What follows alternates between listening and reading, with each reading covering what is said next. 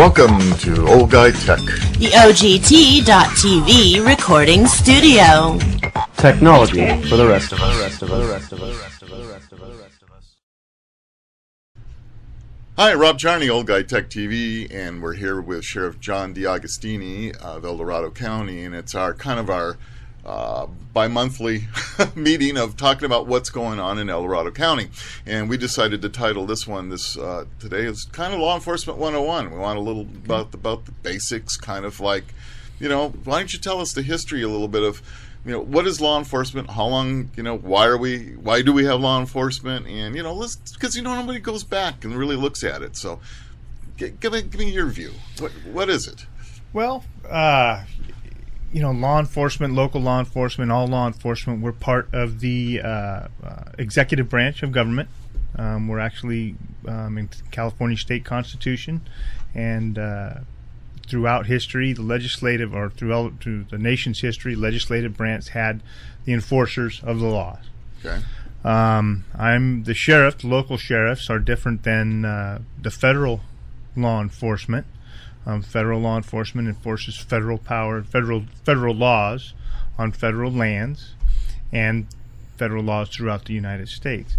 And actually, that's a big, huge issue right now as to federal authority and local governments. All the states in the nation, with the exception of, I believe, 2, sheriffs are constitutionally elected officials. There's actually a movement now in Delaware, I believe it's Suffolk County, Delaware, to actually remove a lot of the authority from the sheriff, because sheriffs in this day and age, you've probably heard rural sheriff defending rural America. Right. There's a constitutional sheriff's organization. We are, quite honestly, the frontline law enforcement, Right. and the last line of defense, Right. law enforcement for Right. the communities. But you have to have somebody, somebody has to enforce the laws. And traditionally, law enforcement, police, sheriffs are those enforcers of state law and local law. Mm-hmm. Okay, great. Well, that kind of gives us a little bit of a history on that part. So one of the questions that we're looking about is, so the role of the sheriff's department in all the counties. The sheriff, now you have city police departments, and then you have the county sheriff's departments. Yeah, in California, the way it's set up is an incorporated city. When a city incorporates, they are responsible for providing public safety. Okay. In public safety is public protection law enforcement. So a city has to provide some type of law enforcement. Now, most larger cities that have the tax base and the revenue and the population, they have their own police department. Mm-hmm. And it also, politically, whatever way you want to look at it, a police chief is not an elected official. They Right. are appointed. They Right. are appointed. Mm-hmm. So they act on the will of the city council or the mayor, Okay. who are elected by the people. Right. Now, some cities can't afford to run a police department, or for whatever reason have chosen not to, and to meet their obligations of providing public safety, they have contracted with the local sheriff's offices. Right. We see that happening a lot now. A lot of cities looking at the fiscal aspect of it and are realizing that they can save money by contracting with the sheriff. Okay. And it's happening a lot now in this economy. Right.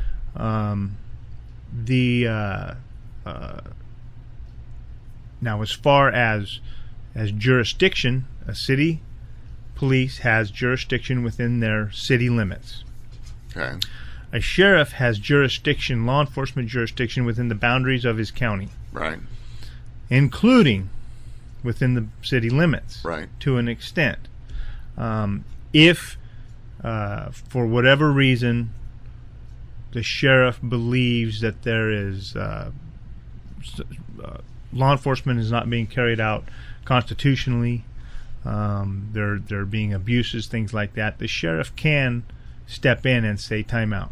We need to take a look at this. That happens very, very, very rarely. Yeah, I had no idea. You never hear. Because, again, the chiefs are held accountable by the mayors and the city councils. So on any given day, the old saying is on any given Tuesday, which is city council meetings typically. Yeah. On any given Tuesday, the chief can be out of a job. Yeah. So, some folks, kind of the joke is, well, sheriff's a politician. Well, chiefs of police they're campaigning every Tuesday. Yeah. So their lives are dependent on the city council more than anything else. So my watchdog, I answer to and are held accountable by the public, by the community. Mm-hmm. I'm also held accountable by the Attorney General. The Attorney General can come in and say, time out, you're doing this wrong, and this is how you either fix it, or if a sheriff does something illegal, the Attorney General will be the one investigating it, and the Attorney General can arrest the sheriff. Okay. So that's kind of how, so the state. So we have a state. Now, the state has its own law enforcement agency as well, right? State Police, which is California Highway Patrol. Okay.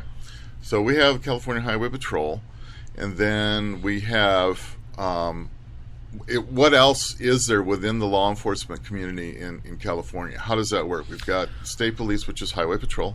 Mm-hmm. And then, we've got other agencies. Well, we have the Department of Justice. Right? Mm-hmm. ATF, DOJ. No, ATF, that's federal. Okay, but there is a state Department of Justice. Yes. Okay, what role is the Department of Justice They play? work under the Attorney General. Okay. They're on the same level as the Attorney General's office. And their law enforcement avenue does what?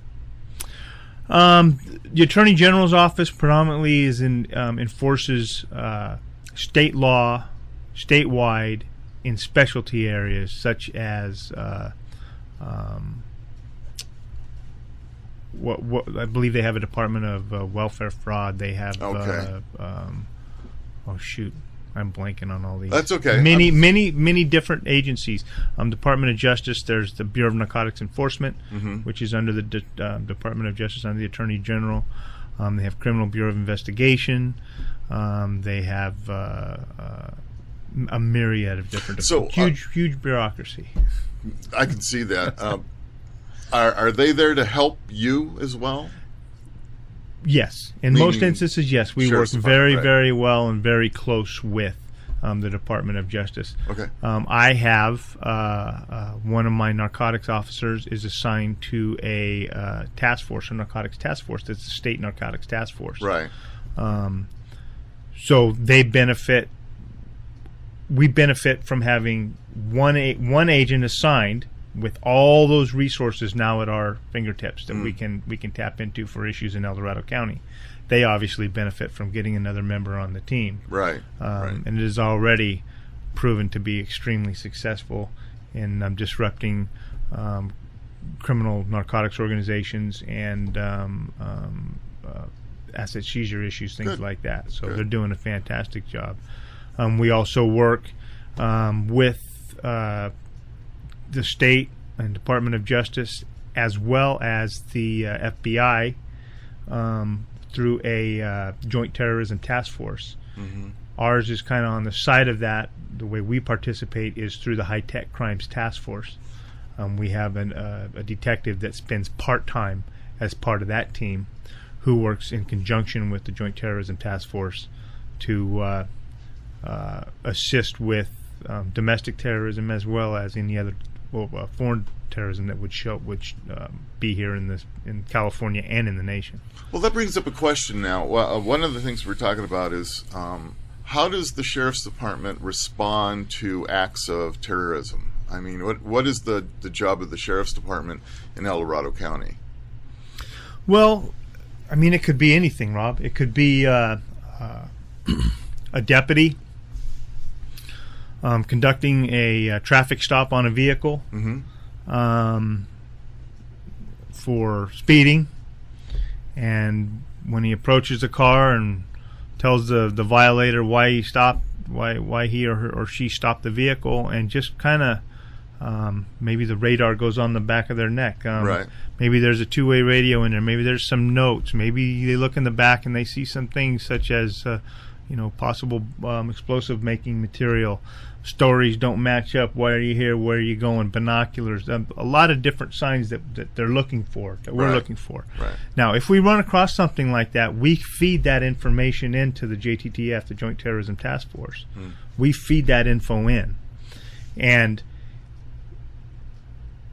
you'd be amazed at how many terrorist cells have been disrupted just by a patrol deputy or a police officer throughout this nation. So we can work on that end of it. If there is, we don't have any really good hard terrorism targets in El Dorado County. Right. One could say we have some soft targets. We have the beautiful Lake Tahoe Basin. We have SMUD and EID and all there, and PG&E's or not SMUD, but PG&E and EID's installations up here. Right. Well, there's a number of things. I mean, it depends on what they want to hit, right? Right. So we're, through our department, through Office of Emergency Services, we tabletop all that. We have plans for all those issues as best we can. But going to the next step and thinking more broad from the state and the nation is how would a terrorist attack in, say, Sacramento or San Francisco or even LA, how would that affect us here in El Dorado County? Right. One, what resources can we provide for another jurisdiction through mutual aid? Right. And if providing those, what does that? How vulnerable does that leave us left open here in El Dorado County? Quite frankly, studies have shown that if there was a major terrorist attack in San Francisco, people drive 3/4 the average, and it's just based on fuel, 3/4 of a tank of gas. That's what things have shown. 3/4 of a tank of gas. Well, where does that put people in the Bay Area? Yeah. El Dorado County here in Nevada. They're going to be. They'll be here. Right. Right. There was a tabletop done if there was a dirty bomb that exploded in Sacramento. Right. There was tabletops done if somebody was able to disrupt Dike 8 and flood the Natomas area, which would go all the way down. Oh yeah. All those things. We try and think about the old saying: your body can't go where your mind hasn't been. So at least. Right. We can do our best to prepare and think about and tabletop these situations. But, from my perspective, as the sheriff of El Dorado County, we're going to do what we can when people call and ask. We need resources. We'll do what we can. But my number one priority is public safety in El Dorado County. Right. Who knows? You could doomsday the whole thing and say, okay, are we going to shut the borders down on the county and we're going to take care of our own? Right. That could happen. It could. That kind of stuff could happen. So to say we don't think about that kind of stuff, we absolutely do think about that kind of stuff. But it needs to be, we also think about it statewide and nationally too, and what we can do to help. And the deputies, especially with the awareness training that they get, and then feeding that information into the JTTF so that database is as complete as it can be. Right. That's great. Well, that's what we want to learn. We're learning all kinds of neat things about it. We're on the time situation. We have one of our fans. His name is Don from El Dorado. He's got some questions for you. He said, I have some questions I'd like to ask El Dorado County Sheriff John DeAugustini the next time he's on your show. So he's got a couple of questions here. Let's break these down. They're actually pretty good, I think. It says, with the recent budget cuts in the department, how does it affect the total number of deputies on the staff? The total number of deputies has not dropped. We have the same amount on staff as the day that I took office, which I had these numbers yesterday, and I've already losing them, but somewhere around sergeants and deputies, not going above that in sworn, just sergeants and deputies. I think we're in the 130 or 120, somewhere in there. Okay. We have the same. We have not laid off one sworn personnel. Right. We have not reduced one. Well, I take that back. We have reduced one sworn personnel, making better use of taxpayers' dollars and converting those positions into a better use for the money. Meaning, we converted one. I believe it was a vacant. It was actually a vacant. We didn't lose it. It was an open vacant lieutenant spot into a couple other. I think it was a sheriff's tech, and for booking. We were short on booking in the jail. We needed that. We were costing us more in overtime than an extra body would cost us, so we actually saved money by doing it this way. But bottom line is we have the same amount of deputies on the streets as we did when I took office. We actually have more deputies on the street at any given time as far as shift sizes because of the shift, the different shift that we set up last shift rotation. We went from 6 teams, a day shift, a swing shift, and a graveyard shift. Right. 7 days a week, so we had 6 teams, to 4 teams. We have a day shift and a graveyard shift.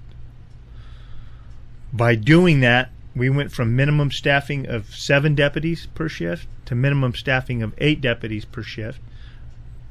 But there are times when we're fielding 12, 14 deputies per shift. It also allowed us to, and the shift, we have a day shift and a graveyard, but we also have a small offset in those shifts. So in other words, some of the day shift deputies start at 6 o'clock in the morning, and some of the day shift deputies start at 8 o'clock in the morning. And the reason for that is so that you don't have that butt up when there's nobody on the street. Right. There's always somebody to respond to priority calls. What it also allowed us to do is we had an SET team, a Special Enforcement Detail team, and it consisted of 2 deputies. And everybody's probably seen them in the community if they're looking. They drive unmarked cars, but they're Crown Vics, and everybody knows they're cops. Right. They would do target enforcement. If we were having an area that was being plagued with burglaries or vandalisms, things like that, they would go in and do saturation enforcement and catch the bad guys. They would also assist investigations with search warrants. They would work at special events when there were community events going on in the county. They would stop by and have time for that. But their primary goal was targeted enforcement in hot crime spots in the county. Great. Now, with that shift change, we were able to go from 2 deputies, which worked out great. They did a fantastic job, but they were always drawing on resources from patrol to help them more. Okay. When they got into something, they needed somebody else. They needed a transport. They needed transport an inmate or a prisoner or an arrestee. They were always drawing from patrol's supervision for supervision. Right. So what we did was we took, again, going from 6 teams to 4 teams, it allowed us to free up 2 more deputies and a sergeant. So now we have a true standalone, independent SED team, and they're fantastic. Yeah. They are rocking and rolling. As a matter of fact, I like to tell the community, because I get the phone calls once in a while. Sure. If you live in a community and you're getting hit with a few burglaries or vandalisms or whatnot, an SED is going to be doing some targeted proactive enforcement in your area. When I mean targeted proactive enforcement, meaning if you're coming home at 2 o'clock in the morning and you roll a stop sign, chances are you're going to get stopped. Or if you're speeding on the streets, or you do anything that would give my deputies a reason to stop you, probable cause to stop you, you're probably going to get stopped and checked out. But that's how they run across the knuckleheads. Right. That's how they find them. Right. Right. So, if you live in one of those areas and you want to know why did the deputy stop you, ask them why they stopped you. There's always a reason. Sure. We all, you failed to signal, whatever it was. But they're working for you. They're doing their best and their darndest to keep your community safe. And they're doing, like I said, a fantastic job. That brings up a question. One of the other questions was, what is the difference between letter of the law and spirit of the law? Letter of the law is black and white. That's what it says, black and white. Spirit of the law, I'm trying to come up with a for instance or an example of letter of the law and the spirit of the law. Letter of the law and spirit of the law. Letter of the law says that I use the Forest Service for an example. Up in the forest, these road closures. Letter of the law says that you're in violation, you get a ticket. Spirit of the law says, well, wait a minute. A lot of people don't even know about this yet. Let's do some education here. Let's talk to folks before we start just black and white all this stuff. Right. So you could call it a little bit of discretion. Right. Community-oriented policing, whatever you want to call it. But you get to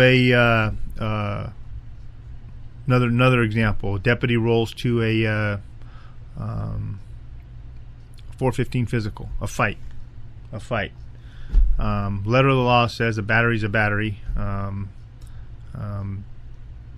Everybody's pointing the finger at everybody, saying everybody needs to go to jail. Letter of the law says, yeah, everybody's going to jail. We can take you all to jail. Every one of you. Everyone that says this one, you're all willing to place each other under citizen arrest, where everybody's going to jail. Spirit of the law says, wait a minute, who started this? Who was the primary aggressor? When we leave here, is this going to continue? How what's the best way to handle the situation? Right. And maybe only that knucklehead and that knucklehead is the one that was really the instigators that started the whole thing, and everybody's saying that. Right. Those are the only two knuckleheads that need to go to jail. And the rest of them learned a lesson. The rest of them learned a lesson. So, spirit of the law versus letter of the law. Okay, that's good. Kind of vague, but well, yeah, it's. I've always felt that it falls under officer's discretion. I mean, everything an officer does to a certain degree, he has some discretion as to how he wants to proceed. To a degree, there's a few that over the years, and rightfully so, there is no discretion. A couple I can think of: drunk driving. Mm-hmm. There's no longer any discretion in that. Right. You're driving under the influence. Your driving is impaired. You're going to be arrested. Yeah. Another one is domestic violence. Right. The deputy responds to a domestic violence scene. There's an injury, however slight, is how the law reads. However slight, the suspect is going to go to jail. Sure.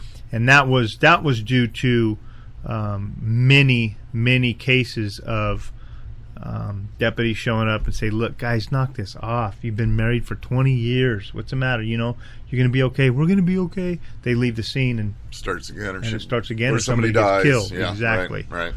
So we don't do that anymore. That separation helps out tremendously. Yeah. I think those ideas that people know that, hey, you know what? If you're going to drive intoxicated, you're going. You're going. No ifs, ands, or buts. No. And I think I can see that being a big deal. That's an important one. And domestic violence the same way. I mean, because a lot of these people are habitual with their violence towards each other. It's time to wake them up and So. And with kids. The law is very clear. Yes. We do everything we can to protect the safety, physical, mental, emotional safety of children. Right. If there's anything that we can do within the letter of the law, we do to protect the kids. Yeah. No, those are good things. That makes a lot of sense. Let's see, Don's got a couple other questions here for you. Is the department now understaffed? And is the department planning to continue to hire new deputies? Well, I could say we're understaffed. I'd love to have more bodies and more deputies, obviously. That would be fantastic. But we're doing good. We're doing fantastic. Like I said, we have not laid off one person, let alone no sworn at all. And as far as hiring deputies, we have been hiring, but it has been solely through attrition. Right. Positions that have come open, we have done a real good job at staying up to staff. I don't believe there's actually a process or a practice that evolved probably especially in the last decade and a half, of balancing budgets based upon vacancies, No. personnel vacancies, and using that cushion. I don't believe in that. I think that that's not a wise use of taxpayers' dollars. If I have so much money that the taxpayers are giving me so much money to provide a service and expecting so much service from that dollar, I should provide that service. Right. Accumulated savings since I took office, January 3rd of 2011, to the county is over $12 million in cuts that we've taken. And we're still in good shape. We're still doing, and I think, a fantastic job. We budget differently. We start managing our budget day one, the fiscal year, July 1. We start keeping an eye on our budget rather than, okay, we got our budget on July 1. Come next March, okay, where are we at? How much do we have left? Do we have to spend more? Do we have to save more? Where are we at? You can't budget that way. Right. So we monitor from July 1 all the way throughout the year. This year, our fund balance, we promised $340,000 back to the county. It's probably going to be more over $1 million by the time some of these last quarter numbers are coming in, a little bit, quite a bit higher than forecasted. So we're doing our part for the county as well. Good. But we have been hiring, and we've also been hiring new positions, in that we created a new position within the sheriff's office called Sheriff Security Officer, and that is for court perimeter security. We did that for a couple reasons. One, obviously, it's going to save a lot of money. It's about $250,000 a year to the court system, which is our taxpayer dollars.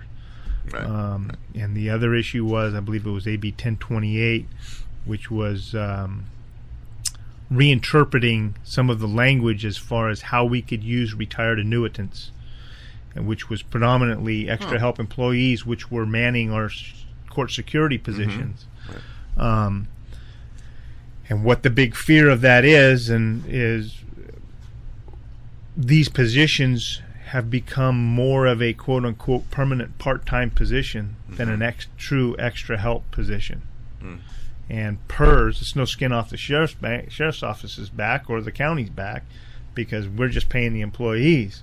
But PERS, if a lot of these extra help deputies were retired, PERS could come in at any day and say, no, you got a full-time job here. This is a permanent part-time position, and cut their retirement benefits off.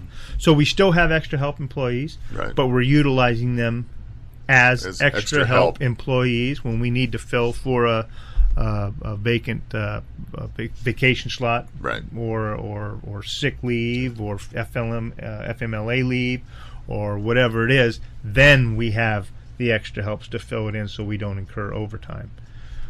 So we have that. We also have the reserves. Yeah. Unpaid sheriff's deputy sheriff reserve program. I just swore in 3 this morning, just before I came here. This was a program that, in my opinion, is extremely valuable. I started out in law enforcement as a reserve, an unpaid reserve. It's going to, for a few reasons. Number one, it's going to augment our staff. It will cut down on, if they're riding with a regular, it will cut down on response times, because now we don't have to wait for a backup. We have a 2-man car. Right. They'll be able to help out with community events going on in the county. So I don't have to pay a full-time deputy or 2 or 3 of them. I can have one full-time, and because they have to be supervised, and some reserves there to save a lot of money. Right. And above that, now I got my eyes on my next hiring pool. Yeah. You know, a lot of them want to be full-time deputies in the future. Sure. Right. Absolutely. So, I like, years ago, I looked into becoming a reserve, and there was a period of time before where reserve could come on and they didn't have to go through the academy. Yeah. But now all your reserves have to. Is that right? Yes, sir. Yeah. Yes, sir. Yeah, I guess this old guy can't do that. Doggone it. Even free, I can't work for you. But that's great. Let's see. How long does it take to hire a new deputy? Oh. Well, when I started, it would take. I'm gonna give an educated guess here, because I was in it. We were the reason we fixed it. It was taking 4 or 5 months, 6 months to get somebody through the process. By the time we did the background, the oral interviews, the psychological examination, the medical examination, everything else, get through county, get through human resources, everything else. It was this long, drawn-out process. Yeah. Now we're down to, from the day that we accept somebody's application and they're going to be in the first round in the written, they came out high enough on the test, we're going to hand it down, 60 to 90 days. Oh, We wow. can run them through, yeah. Wow. Yeah, and that's for all positions within the sheriff's office. Again, best use of the taxpayers' dollars. If we have a position open and we have the funding for that position, it makes sense to me that we ought to get that position filled so we can provide that service. Right. To have it vacant, and I've even said it sometimes. Well, that position's vacant, so it's saving us money, but that's not the best use of that taxpayer dollar. Right. That position is there for a reason. That position produces a service, Yeah. whether it's a deputy sheriff on the street, or a records clerk in records, or a sheriff's tech at the booking counter, or a correctional officer at the jail. They all have a job and a service, and there's a reason that they're there. Right. I need that position. Right. So let's get it filled. Yeah, absolutely. Yeah, taking so long is also discouraging for the applicant. I mean, absolutely.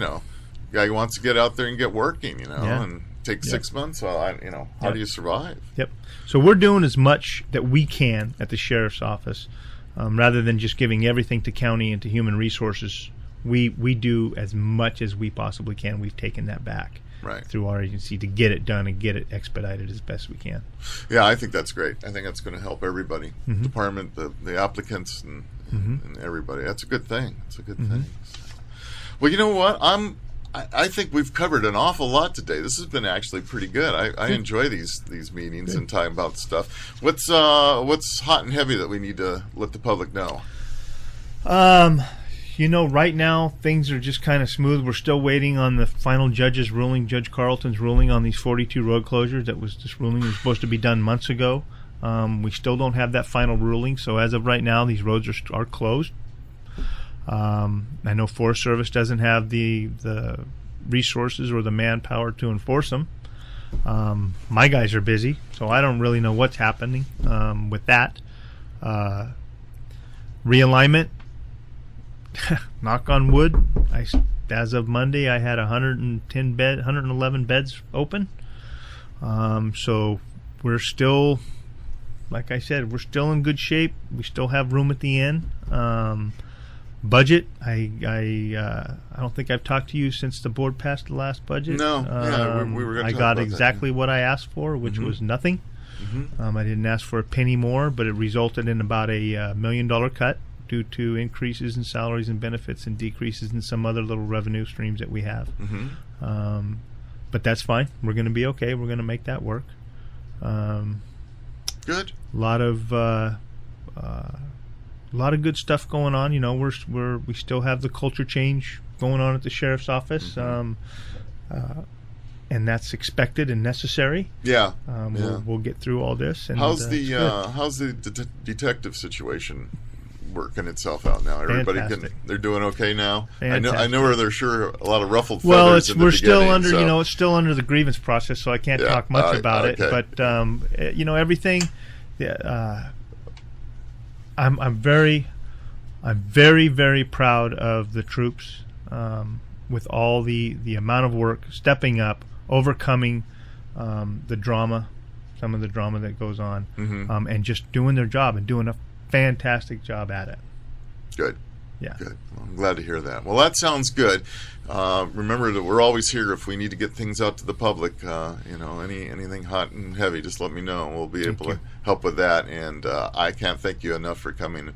I like I said, we're getting a lot of fans watching this show. So there's a lot of people that are getting information they never had before. Good. Yeah. Well, here in the next one or one after that or in the near future, let's just sit around and talk guns. I'd Let's love just that. talk shooting. I'd love that. That sounds good. Yeah.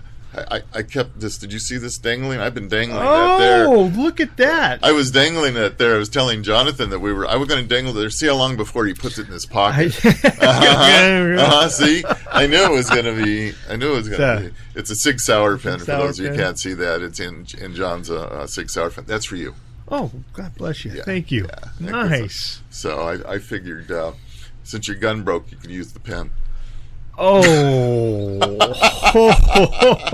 You wanted to talk guns.